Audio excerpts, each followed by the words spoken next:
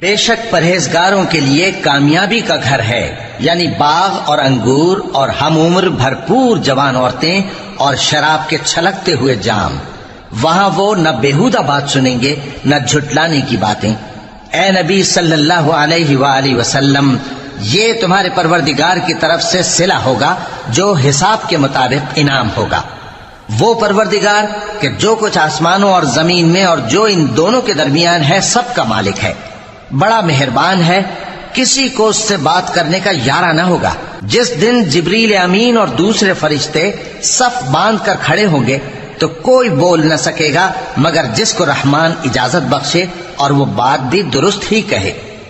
یہ دن برحق ہے، پس جو شخص چاہے اپنے پروردگار کے پاس ٹھکانہ بنا لے۔ ہم نے تم کو عذاب سے جو قریب آنے والا ہے آگاہ کر دیا ہے، جس دن ہر شخص ان اعمال کو جو اس نے آگے بھیجے ہوں گے دیکھ لے گا، اور کافر کہے گا کہ اے کاش میں مٹی ہوتا۔